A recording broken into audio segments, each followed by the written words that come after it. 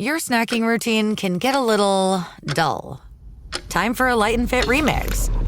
Like a crunchy storm of graham cookies, caramel pearls, and dark chocolate, showering down into a smooth, creamy yogurt. Enjoy 3 light and fit remix varieties with craveable flavors and up to 120 calories and 10 grams of protein per 4.5-ounce serving. See remixyogurt.com.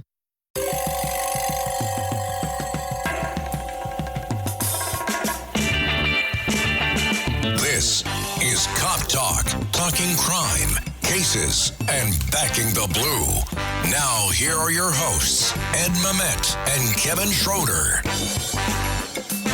Hello, everyone. Welcome to Cop Talk. My name is Kevin Schroeder, retired NYPD detective, and I'm here with my co-host, Captain Ed Mamet. Good afternoon, listeners. This is retired Captain Ed Mamet. We have a distinguished guest on the line. Today's guest is the president of the International Association of Chiefs of Police, and his name is John Letteney. Hello, John. Welcome to the show. Hello, everyone. And thanks for having me. Looking forward to the conversation. So, John, as we speak, you're the chief of police of Thomasville, correct? Thomasville, Georgia. That's correct. Thomasville, Georgia. Okay. And you started out actually in Rochester, New York, correct? I did. I worked for the Monroe County Sheriff's Office in Rochester, New York for about almost 25 years.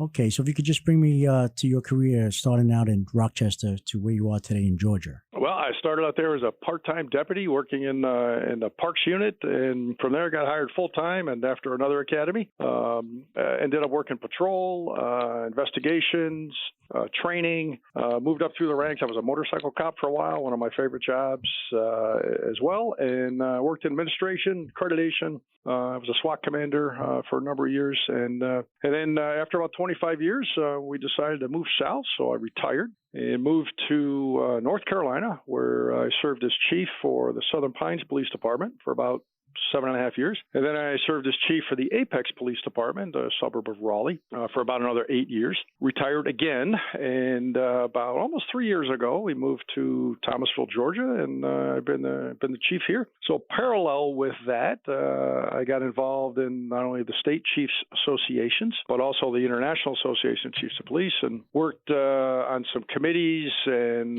some projects and things, and ended up running for elected office back in 2018, and elected 4th vice president. And the way the system works, you move up every year as long as you're still eligible.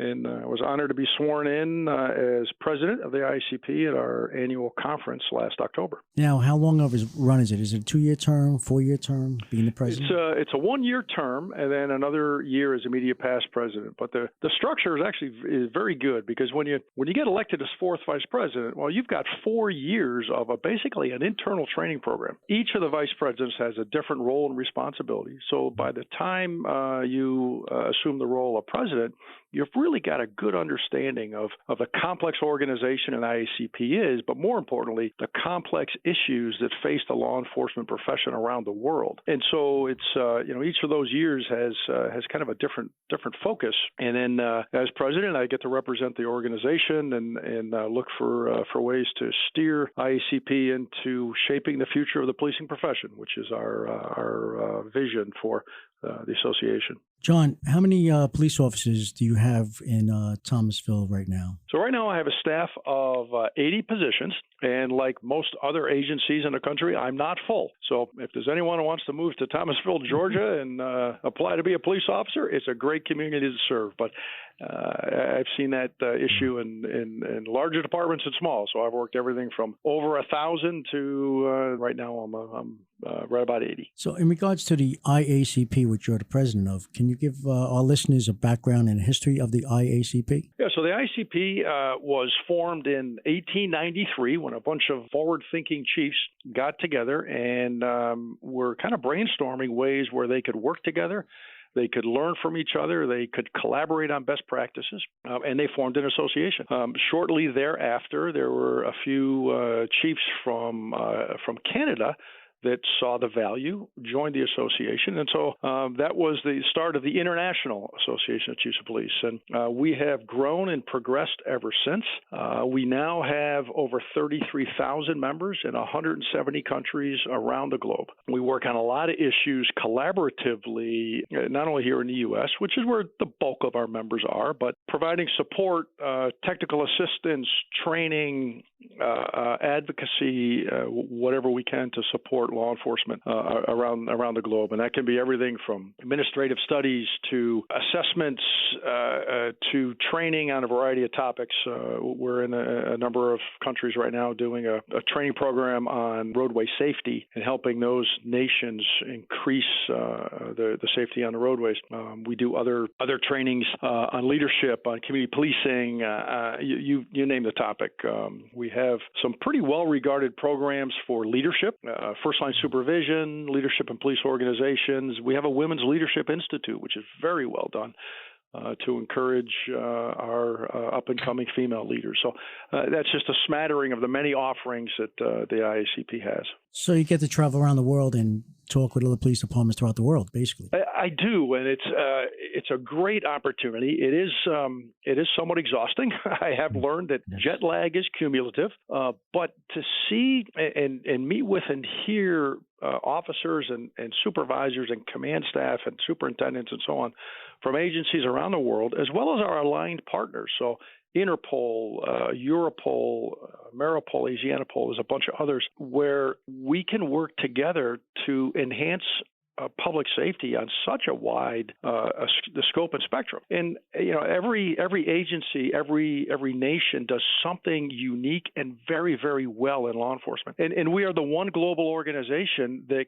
can cross-pollinate those ideas and bring them around to other places. And we know where the gaps are, we know where the problems are, because our members come to us and say, we need help in this topic area. Well, we probably have an expert somewhere in the world that can help with that problem, and to match those up is a great opportunity. And I find also in a pretty kind of basic way, police officers and what we do in law enforcement is the same around the world.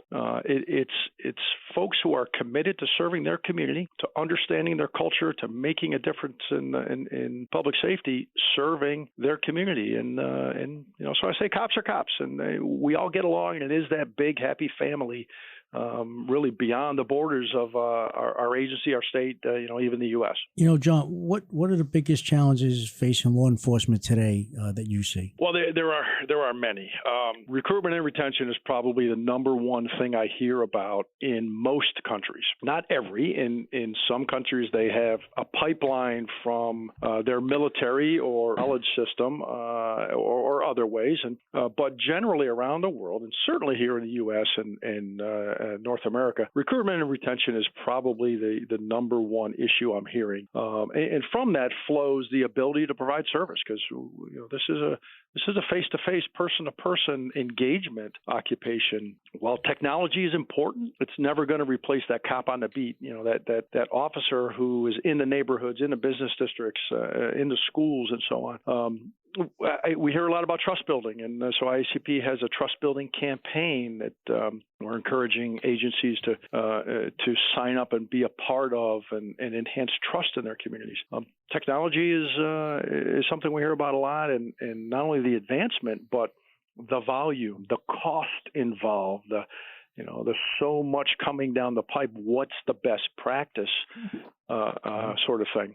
And then, we deal with the crimes and the issues that face our society. So from a crime perspective, gun crime is on the rise. Assaults, violent behavior, disrespect for the rule of law, all of that. And then, the mental health issue is one that has, I think, gotten more time involved from law enforcement over, the past several decades. And so, there's a lot to unpack in all of this, but, from a 30,000-foot level, those are kind of the big topics I hear as I travel around. So good, so good, so good. New markdowns up to 70% off are at Nordstrom Rack stores now. And that means thousands of can't-miss deals just in time for summer. The denim section is unreal. Why do I rack? All the dresses. I always find something amazing. Plus, buy it online and pick it up in-store the same day for free. Great brands, great prices. That's why you rack. Mic check. 1, 2. Are we recording? Hi, I'm Michelle Bernstein, an award-winning chef, restaurateur, and mom. I have a lot on my plate, including my psoriatic arthritis symptoms. That's why I was prescribed Cosentyx. It helps me move better. Cosentyx secukinumab is prescribed for people 2 years of age and older with active psoriatic arthritis. Don't use if you're allergic to Cosentyx. Before starting, get checked for tuberculosis. An increased risk of infections and lowered ability to fight them may occur, like tuberculosis or other serious bacterial, fungal, or viral infections. Some were fatal. Tell your doctor if you have an infection or symptoms like fevers, sweats, chills, muscle aches, or cough, had a vaccine or plan to, or if inflammatory bowel disease symptoms develop or worsen. Serious allergic reactions and severe eczema-like skin reactions may occur. Learn more at 1-844-COSENTYX or Cosentyx.com. Ask your rheumatologist about Cosentyx. Yeah, John, before we get any further, I'd like to say that I have been a member of the IACP for over 40 years, to the point that now I am a retired member, a lifetime member. I don't have to pay dues anymore, which is great. That's wonderful. And, of course, we thank you for your membership. It's important because the advocacy weight of the IACP is our members. It's those people like yourselves that are still involved, even though you're retired. But the depth and breadth of knowledge that you have from serving for decades is something now that's still valuable to the IACP, because just like I was saying, we cross-pollinate those experts with the gaps or the needs. That's not just in service folks. I mean, it is to some extent, but we have a lot of SMEs who are retired cops that we can plug into certain things, and it really helps in carrying out the mission. Yeah, and I still I get the magazine, and getting to the magazine in December of 2022, you wrote about recruitment as a significant problem. And what I just found out from reading that article, that it's and hearing you, that it's a worldwide problem. I thought that the problem of recruitment was limited to the United States. I didn't realize it's worldwide. And a lot of it has occurred here in the States since the George Floyd incident. But worldwide, that's new to me. How did that come about? Well, there's a variety of reasons, and it's different in different parts of the world. But some police leaders believe it's generational, in that the generation that taught us, the baby boomers, the war generation, the Depression folks who lived through that time in our history, the world was different when I got hired. Matter of fact, I remember taking a civil service test in New York, and there were 3,000 applicants show up to take this test, and there were 15 jobs available. That's it. And I'm thinking, wow, this is a pretty competitive process. And back then, it took you a year or two to get hired, but we were committed to doing the job and giving back and serving. And now there still are those people. There's a lot of very committed people that are wanting to serve, but there's also a lot of other jobs out there that they can do, and they can serve in different ways, and not have the things that we had to face: the nights, the shifts, the weekends, the missing holidays, the lack of family time. And work-life balance is a much bigger issue in society, in this century than it was in the last century. So there's a lot surrounding all of that, and frankly, with the lack of respect for the rule of law and for law enforcement, it just turns a lot of people away from what is a very rewarding career. Well, what disturbs my former colleagues and myself is the fact that the standards are being lowered to get people, and that's very dangerous. How do you feel about that one? It is very dangerous. And while I hope that's not the case, anecdotally, I have heard that standards are changing. I have told my staff regularly, I will go with a position unfilled before I put the wrong person wearing a badge, carrying a weapon, representing our department and our profession that doesn't belong there.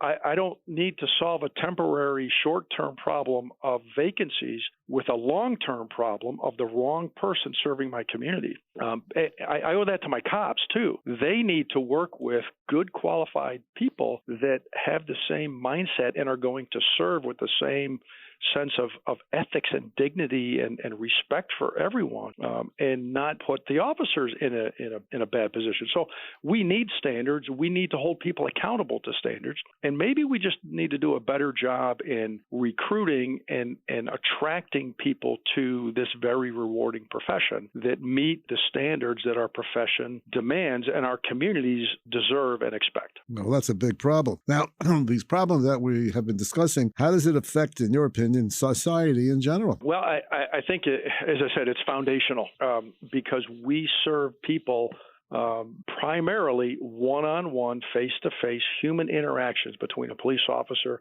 and a citizen. And that may be a victim, it may be a motorist, it may be a child at a school, it may be just interacting in a park or on a nice day walking through our neighborhoods. And so you've got to have the right personality, the right mindset, the right temperament to deal with all those things that we deal with in law enforcement. And when you don't, now you've got someone who's not serving with the integrity, the ethics, that service mindset that we need. And like in any profession, there are people that don't belong. There are cops that don't rise to the expectation. And so we have to have a system to root them out. Every barrel has bad apples, but it's a small percentage of the good cops that are out there day in and day out sacrificing of themselves to serve. So we don't need to bring into our profession any bad apples. And when we can, through good backgrounds, through good standards, through good hiring and training practices, when we can root them out early on, now we have a better organization and we serve our community better. We investigate crime better. We prevent crime better. We do all those things that law enforcement can do to be a positive force in their communities. On another topic, the IACP has called on Congress to promote recruitment and retention. And I think you mentioned in your article about the law enforcement administration getting involved. Now, I recall many years ago, the law enforcement administration was called the LEAA, and they had a program called LEAP, LEEPE, meant Law Enforcement Education Program. I participated in that, and for 16 years, I went to college. It was paid for through that program, and I obtained 3 degrees, went up to master's degree. So what you're promoting is, would you say, is a throwback to the old LEAP and the LEAA? Yeah, I think that's part of it. And so I missed that program only by a year or so. So good for you that you were able to take advantage of it, and congratulations on that. But, that's the seed money. You still have to do the work. And I'm sure 16 years of college while you're working full time and family and all those other issues was a challenge. But it's so valuable. And it ended back in probably, I think, late 70s or so. And that is one of the things that showed success. So back in that time frame, we were trying to professionalize law enforcement, and education was seen as a way to do it. Matter of fact, there were several agencies that had a minimum standard that you had to have a college degree. And there aren't as many of those anymore. But those with college degrees tend to get more preference, or they get a hiring bonus or something like that. So if that were funded and advertised, and more people took advantage of it, well, now we've got a ready pool of hopefully college-educated young men and women who've learned about how to serve, and that's something that really has to be nationwide. It can't be department by department or even state by state to be as effective as it needs to be across the country. You mentioned the college. For years, New York had a 2-year requirement.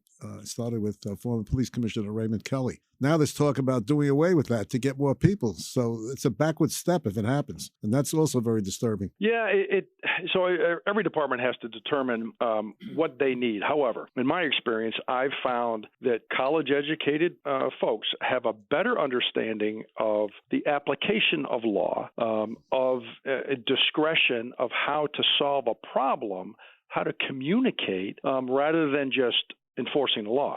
And if you look statistically, law enforcement agencies generally, if you look at their total calls for service, probably 10% or less are related to criminal activity. Now, in the big cities like New York, it may be different, but in general, that's a pretty standard number. So what are we doing the other 90% of the time? Well, we're doing quality of life stuff. We're doing traffic. We're dealing with mental health crisis. We're dealing with with poverty and homelessness and other social ills. And an officer who has some life experience, some training, some education, will understand that better and be able to think through and apply whatever resource that community has to solve the problem, rather than just look at, is there a law being broken? If yes, then I do this.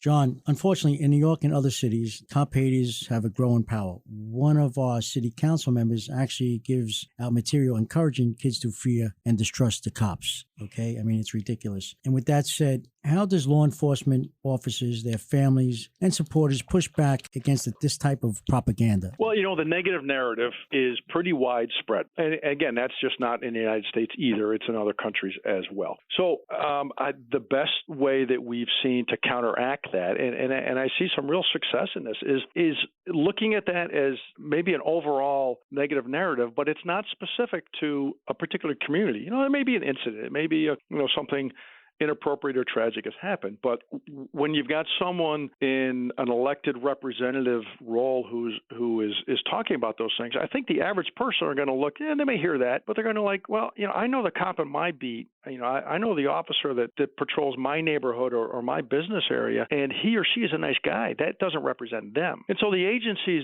that I talk to, they're concerned about the negative narrative as well. But they also, at the same time, say, but that's not how our community feels about us, because it's about relationship. And when you have a good relationship, when you have trust, I go back to our trust building campaign, then people will hear the negativity, but they're going to hopefully say, that's not my agency and my community, because I know my local officers. One of the best ways, I think, certainly with kids, to establish really good relationships and counteract some of that negativity, be it in the media or in their neighborhood or home, is the School Resource Officer Program. SROs around the country are building positive relationships with kids. And it's not about crime and law enforcement per se. It's protection. It's public safety, absolutely. But what do these SROs do on a day in and day out basis? They're not locking up kids. That's not what's happening, and the naysayers will tell you it is. But what they're doing is they're building relationships. They're coaching. They're mentoring. They're helping with family problems. Why is the kid tardy? Is there a problem at home? How can we help them? How can we get services? They're teaching, and they're doing such good work, and they're counteracting that negative message. And sometimes it has to be one kid at a time. And so the SRO program is one of the most valuable ways I've seen to engage youth. And that's also recruiting. I mean, I know several cops today who are police officers because the role model of their SRO back when they were in elementary school. So it is important. It does carry on, and it does help. I agree, John. I believe that there's many pro-police law enforcement people out there. Unfortunately, we don't hear about them or read about it. It's the press. They control, what you read and hear. John, the IACP is very involved in keeping law enforcement informed about rapidly advancing technology. In your April issue, Police Chief magazine was devoted to data-driven policies. Can you elaborate? Yeah, so technology is a game changer.